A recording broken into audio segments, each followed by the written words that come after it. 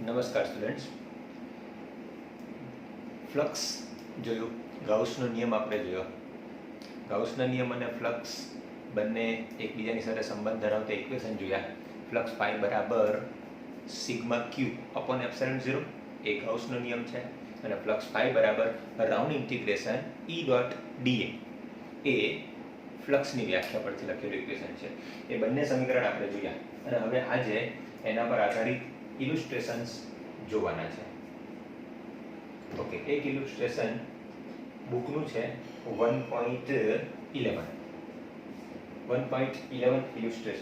ઇલુસ્ટ્રેશન્સ એવું કહે છે કે આકૃતિમાં દર્શાવ્યા પ્રમાણે એક વિદ્યુત ક્ષેત્ર આપણને આપેલું છે, અને એ વિદ્યુત ક્ષેત્રના ઘટકો Ex બરાબર આલ્ફા x⁻², સાથે સાથે Ey બરાબર 0 અને Ez બરાબર 0 ઘટકો પણ આપેલા છે.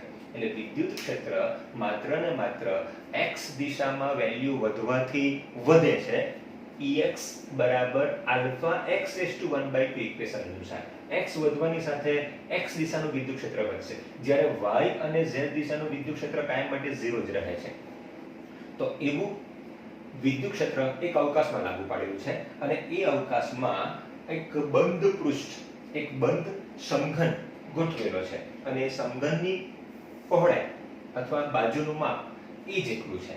તો આકૃતિમાં દર્શાવ્યા અનુસાર સમજો આ x અક્ષ, આમ બાજુ y અક્ષ, અને આ તરફ z અક્ષ છે. આ ઉગમ બિંદુ છે. અહીંયાથી a જેટલા અંતરે બોક્સની શરૂઆત કરેલી છે, અને એ બોક્સ આકૃતિમાં દર્શાવ્યા અનુસાર એ બાજુવાળું આપેલું છે. સમજો આ સમઘનનો પાછળની એક બાજુ છે, અને આ YZ અક્ષને સમાંતર બાજુ થઈ. આ એક બાજુ જે નીચેનું તળિયું સૂચવશે, બીજી એક બાજુ આ ઉપરની તૈયાર થઈ ગઈ, અને એક બાજુ આ તરફની છે. આમ કરીને 6 બાજુઓ વાળું સમઘન આપેલું છે. સમઘનની દરેક બાજુના માપ સરખા જ છે. તો આ ડિસ્ટન્સ જે છે એ ઉગમ બિંદુથી એ જેટલું, અને આ ડિસ્ટન્સ જે છે એ x બરાબર 2a જેટલા અંતરે આવેલું બિંદુ છે, અને આ બિંદુ x બરાબર a અંતરે આવેલું બિંદુ છે. હવે સમઘનની 6 બાજુઓ જે સમતલ પૃષ્ઠ છે, સમતલ પૃષ્ઠના દરેકના પૃષ્ઠ સદિશો જો દોરવામાં આવે તો એ દરેક પૃષ્ઠ સદિશો જેનું ક્ષેત્રફળ a બરાબર a² બનશે, અને તે પૃષ્ઠને હંમેશા લંબરૂપે, ક્યાં ઉપર ક્યાં નીચે, પણ આ પૃષ્ઠ બંધ પૃષ્ઠ છે, એટલે એનું પૃષ્ઠ સદિશ હંમેશા બહાર તરફની દિશામાં હશે. આના પૃષ્ઠ સદિશની વાત કરીએ તો આ તરફનું હશે. આના પૃષ્ઠ સદિશની વાત કરીએ તો એ નીચે તરફનું હશે. આ બાજુનું જે પૃષ્ઠ સદિશ છે એના માટે વિચારીએ તો એ આ તરફનો સદિશ હશે. આ બાજુનું પૃષ્ઠ સદિશ જેનો સદિશ આ તરફનો હશે, અને પાછળ જે છે એનો સદિશ આ તરફનો હશે, અંદર તરફ. આમ બધી જ બાજુઓ માટે પૃષ્ઠ સદિશો મેં દોરી દીધા. દરેક પૃષ્ઠ સદિશની લંબાઈ સરખી, કેમ કે દરેક પૃષ્ઠનું માપ સરખું છે. કેટલું? a² જેટલું. ઓકે, હવે રકમ એવું કહે છે આપણને કે જ્યાં આલ્ફાની વેલ્યુ આપણને આપી છે કંઈક 800. આની અંદર આલ્ફાની વેલ્યુ છે 800. એકમ આપેલો છે newton per coulomb into meter raise to 1/2. Okay, હવે એની અંદર આપણે બે બાબત શીખવાની છે. એક એ બાબત એવું કહે છે કે ઘનમાંથી પસાર થતું કુલ ફ્લક્સ, એટલે ઘન સાથે સંકળાયેલું કુલ ફ્લક્સ શોધવાનું છે, અને બીજું ઘનની અંદરના વિદ્યુત ભારની ગણતરી પણ કરવાની છે. સાથે સાથે a નું માપ આપણને આપેલું છે 0.1 મીટર. ઓકે, ચાલો ફરી પાછા રકમ પર ધ્યાન કેન્દ્રિત કરી લઈએ કે આ વિસ્તારમાં વિદ્યુત ક્ષેત્ર આ ડાયરેક્શનનું જ છે, જેની દિશા આ તરફની છે, કેમ કે ધન x આ તરફ છે. x વધવાની સાથે જેમ જેમ તમે x અક્ષ તરફ જશો તેમ તેમ વિદ્યુત ક્ષેત્રનું મૂલ્ય x⁻² ના ક્રમ અનુસાર વધશે. y અને z દિશામાં કોઈ પ્રકારના વિદ્યુત ક્ષેત્રમાં ફેરફાર થતો નથી, એ 0 નું 0 જ રહે છે. સમીકરણમાં જે આલ્ફા આપેલો છે, આલ્ફાની વેલ્યુ આપણને 800 એક અચળાંક છે. a ની વેલ્યુ આપેલી છે આપણને 0.1 મીટર, એટલે કે બાજુનું માપ 0.1 છે. બીજું ધ્યાન કરવા જેવું છે કે ઉગમ બિંદુથી બોક્સ પણ એ જેટલા અંતરે જ ગોઠવાયેલું છે. તો બોક્સનો બીજો તરફનો ભાગ જે છે તે ટ્વાઇસ અંતર સુધી પહોંચ્યો હશે, કેમ કે બોક્સની લંબાઈ એ જેટલી છે. બોક્સ ઉગમ બિંદુથી એ અંતર આવ્યું છે, તો બોક્સની પેલી બાજુનો ભાગ ઉગમ બિંદુથી ટ્વાઇસ અંતરે પહોંચ્યો હશે. ઓકે, હવે આ સ્થિતિ આપણને આપી છે. શોધવાનું શું કહ્યું છે કે બોક્સ સાથે સંકળાયેલું કુલ ફ્લક્સ શોધવાનું છે. બીજું, આ બોક્સમાં ઘેરાયેલો વીજભાર પણ શોધવાનો છે કે કેટલો વીજભાર અંદર ઘેરાયેલો હશે. શું અંદર વીજભાર હશે?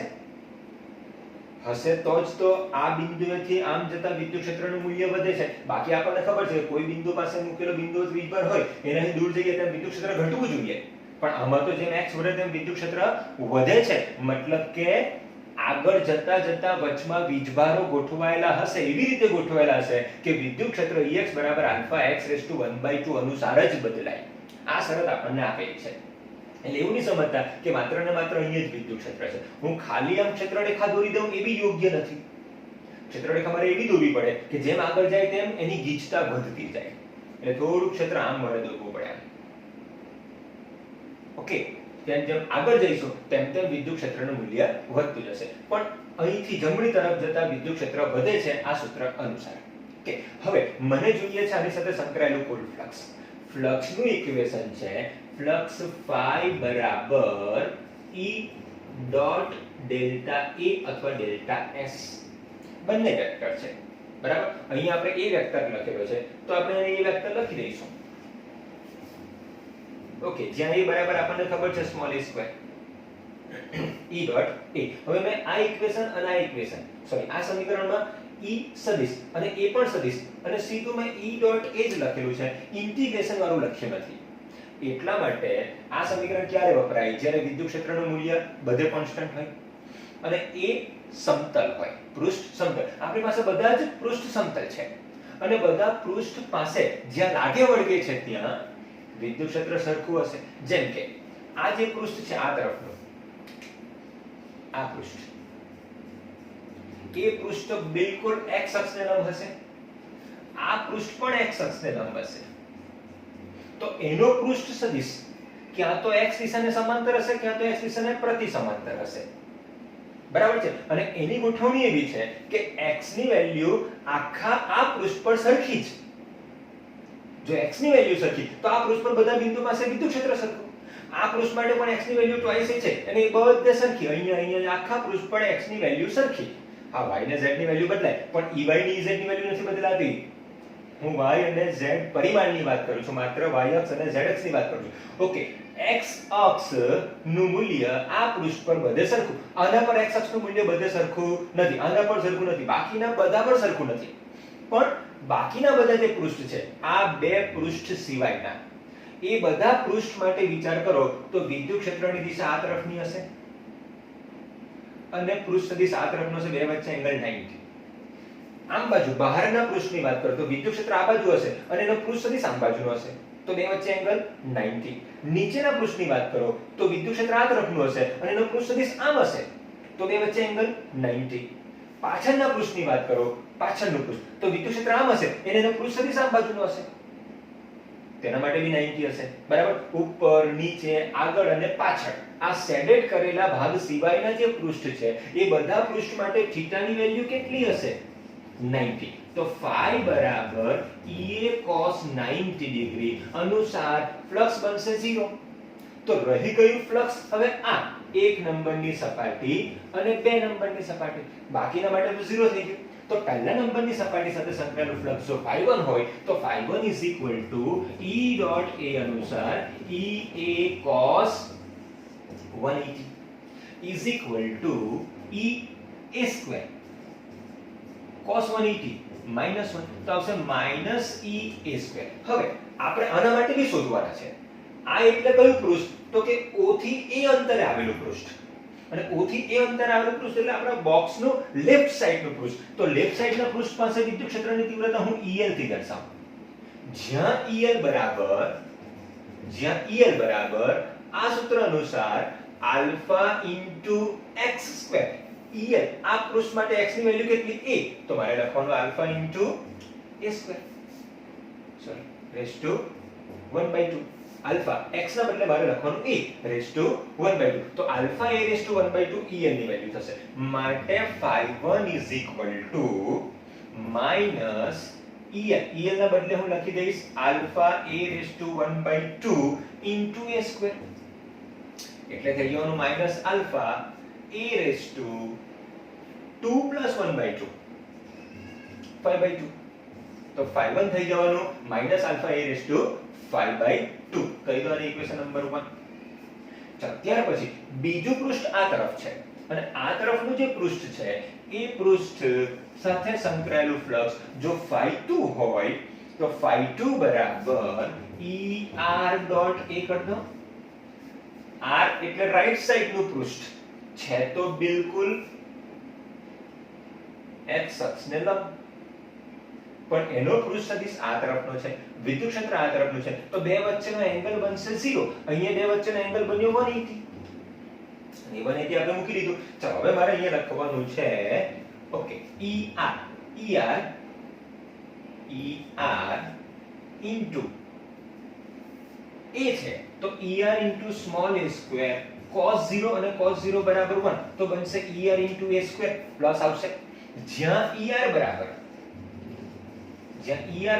આલ્ફા અને x ની વેલ્યુ એના માટે ટ્વાઇસ છે રેઝ ટુ 1/2 માટે phi2 is equal to alpha 2a raised to 1/2 a square બરાબર બનશે √2 alpha a raised to 5/2 2 raised to 1/2 √2 a raised to 1/2 અને a raised to 2 2 plus 1/2 5/2 આ બનશે ઇક્વેશન નંબર 2 5 બસ બાકીના ચાર પૃષ્ઠ સાથે સંકળાયેલું ફ્લક્સ તો 0 છે આ બે સિવાયના જે ચાર છે એની સાથે સંકળાયેલું ફ્લક્સ 0 તો net flux is equal two phi1 plus phi2 plus phi જ્યાં phi બરાબર બાકીના ચાર સાથે સંકળાયેલું ફ્લક્સ અને એ તો 0 છે બરાબર ચાલો phi1 એટલે આપણી પાસે okay minus alpha a raised to 5/2 minus alpha ની વેલ્યુ આપણને આપેલી છે 800 આલ્ફા ની વેલ્યુ 800 ઇન્ટુ a ની વેલ્યુ આપણને આપેલી છે 0.1 raised to 5/2 okay raised to 5/2 અને પ્લસ આના માટે જો વિચારીએ તો √2 ઇન્ટુ આલ્ફા એટલે ફરી પાછું 800 ઇન્ટુ a ની વેલ્યુ ફરી પાછી 0.1 raised to 5/2 અને પ્લસ 0 ચાલો આ થયું આપણું નેટ ફ્લક્સ હવે નેટ ફ્લક્સ ની જો ગણતરી કરીએ તો આન્સર આપણને આવશે 1.05 ઓકે ન્યૂટન મીટર સ્ક્વેર પર કુલમ આટલું મૂલ્ય આવશે કેલ્ક્યુલેશન કરી લેજો બરાબર 800 કોમન આવશે 0.1 એ બધું કોમન કરીને એડજસ્ટ કરી શકાશે કે તો થઈ જશે 1.05 ન્યૂટન મીટર સ્ક્વેર પર કુલમ આ ફ્લક્સ આની સાથે સંકળાયેલું કુલ ફ્લક્સ આવ્યું આખા બોક્સ સાથે સંકળાયેલું કુલ ફ્લક્સ ઓકે ચાલો હવે બી ભાગ છે બી ભાગમાં શું જણાવ્યું છે આપણને બી ભાગમાં એવું કહ્યું છે કે ઘનની અંદર ઘેરાયેલો વીજભાર કેટલો હશે શું આની અંદર વીજભાર હશે હોવો તો જોઈએ જ કેમ કે જો ખાલી અહીંયા વીજભાર હોય તો અહીંથી આગળ જતા વિદ્યુત ક્ષેત્ર ઘટવું જોઈએ પણ આપણા કિસ્સામાં તો અહીંથી આગળ જતા વિદ્યુત ક્ષેત્ર વધે છે મતલબ કે આગળ પણ વીજભારો ગોઠવાયેલા હશે તો આ બોક્સની અંદર વીજભાર કેટલો હશે તો આપણને ખબર છે ગાઉસનો નિયમ એવું કહે છે કે ફ્લક્સ phi બરાબર સિગ્મા q upon એપ્સિલોન 0 હવે phi એટલે બંધ પૃષ્ઠ સાથે સંકળાયેલું ફ્લક્સ q એટલે એ જ બંધ પૃષ્ઠ વડે ઘેરાયેલો વીજભાર અને એપ્સિલોન 0 શૂન્યાવકાશની પરમિટિવિટી તો સ્વાભાવિક છે કે આપણી પાસે ફ્લક્સ છે phi આપણી પાસે q શોધવાનું છે એપ્સિલોન 0 તો શૂન્યાવકાશની પરમિટિવિટી એનું મૂલ્ય આપણને ખબર છે ચલો માટે q બરાબર phi એપ્સિલોન 0 phi ની વેલ્યુ છે 1.05 epsilon 0 8.825 10 raised to -12 bus calculation કરો એનું કેલ્ક્યુલેશન કરતા આપણને વેલ્યુ છે 8.854 * 10⁻12 અને એની વેલ્યુ એનું કેલ્ક્યુલેશન કરતા આપણને મળે છે કંઈક 9.27 × 10⁻12 કુલમ આટલો ચાર્જ અંદર ઘેરાયેલો હશે. ઓકે, આ થયું ઇલિસ્ટ્રેશન 1.11. જોઈએ હવે ઇલિસ્ટ્રેશન 1.12.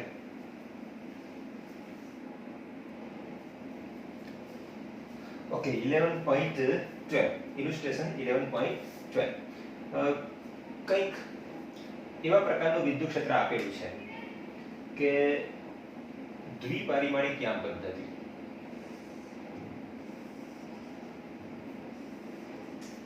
સમજો આ y અક્ષ, આ x અક્ષ અને આ માઈનસ x અક્ષ. ઓકે, ઉગમ બિંદુ છે. અહીંયા કંઈક એવો વીજભાર ગોઠવેલો છે કે જેથી કરીને બંને બાજુ પર સમાન વિદ્યુત ક્ષેત્ર ઉત્પન્ન થાય છે. જો હું વિદ્યુત ક્ષેત્ર રેખાને આ રીતે દર્શાવું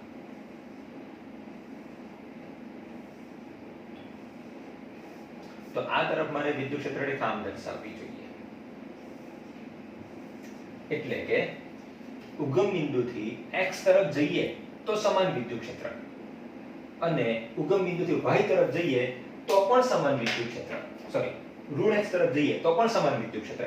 બંને તરફ વિદ્યુત ક્ષેત્રનું મૂલ્ય સરખું છે અને તે મૂલ્ય આપણને રકમમાં આપેલું છે 200 ન્યૂટન પર કુલમ. એટલે આ તરફનું વિદ્યુત ક્ષેત્ર E = 200 I cap newton per coulomb અને આ તરફનું વિદ્યુત ક્ષેત્ર -200 I cap newton per coulomb. બંનેની વેલ્યુ સરખી જ છે, બંને વિરુદ્ધ દિશામાં છે. જો x ધન તરફ આપણે હોઈએ તો પ્લસ અને ઋણ તરફ હોઈએ તો માઈનસ. આવું વિદ્યુત ક્ષેત્ર આપણને અવકાશમાં આપેલું છે અને એ અવકાશમાં એક 20 સેન્ટીમીટર લંબાઈ અને 5 સેન્ટીમીટર ત્રિજ્યાનો 20 સેન્ટીમીટર લંબાઈ અને 5 સેન્ટીમીટર ત્રિજ્યાનો એક નળાકાર ગોઠવેલો છે, જેની લંબાઈ 20 સેન્ટીમીટર, આ લંબાઈ આપેલી છે આપણને 20 સેન્ટીમીટર અને એની ત્રિજ્યા જે આપેલી છે નળાકારની ત્રિજ્યા 5 સેન્ટીમીટર. નળાકારની ત્રિજ્યા 5 સેન્ટીમીટર આપણને આપેલી છે. ઓકે, અને આકૃતિમાં દર્શાવ્યા પ્રમાણે એને ગોઠવેલું છે. નળાકારનું કેન્દ્ર ઉગમ બિંદુ પર અને અક્ષ x દિશામાં છે. એટલે નળાકારનું કેન્દ્ર ઉગમ બિંદુ પર જ ગોઠવેલું છે અને નળાકારની અક્ષ x અક્ષ પર સંપાત કરેલી છે. એ પ્રમાણે આપણે નળાકાર ગોઠવેલું છે. ઓકે, એક સપાટી x = +10 સેન્ટીમીટર પર અને બીજી સપાટી x = -10. સમજી લો આ 20 સેન્ટીમીટરની નળાકારની લંબાઈ છે તો આ ડિસ્ટન્સ બનશે 10 સેન્ટીમીટર.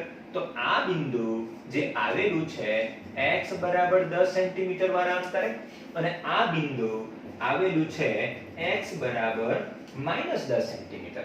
તો એવું કહી શકાય કે આ જે સપાટ પૃષ્ઠ છે, જે વર્તુળાકાર પૃષ્ઠ છે, એ બંને પૃષ્ઠ ઉગમ બિંદુથી અનુક્રમે આ તરફ +10 સેન્ટીમીટર અને આ તરફ -10 સેન્ટીમીટર જેટલા અંતરે આવેલા છે અને બંનેનું ક્ષેત્રફળ સરખું છે.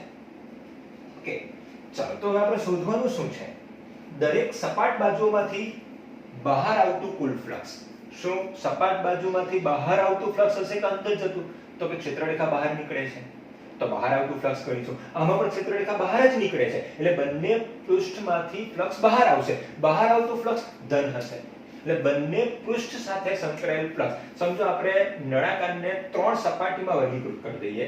આમ બાજુની વર્તુળાકાર સપાટી પહેલી, આમ બાજુની વર્તુળાકાર સપાટી બીજી અને જે પેલી નળાકાર બાજુ છે એ ત્રીજી સપાટી છે. આ ત્રણેય સપાટી સાથે સંકળાયેલું ફ્લક્સ મને જોઈએ છે. તો ફ્લક્સની વ્યાખ્યા અનુસાર phi1 = E1.A1,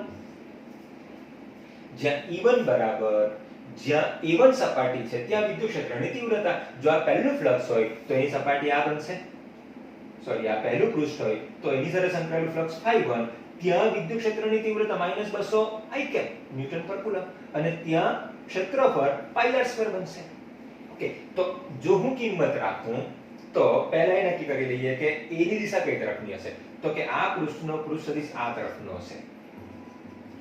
પૃષ્ઠ સદિશની દિશા આ તરફની છે, વિદ્યુત ક્ષેત્ર પણ આ તરફનો છે, તો આ બંને વચ્ચેનો એંગલ 0 બનશે.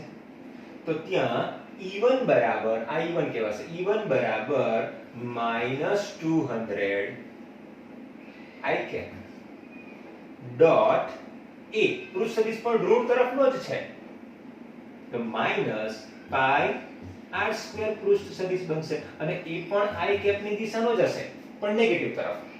ઓકે, આ બંને સદિશો આમ તરફના જ છે, એટલે માઈનસ માઈનસ પ્લસ થવાનું, તો 200 into પાઈ, અને r ની વેલ્યુ છે 5 સેન્ટીમીટર, એટલે 5 into 10⁻² મીટર.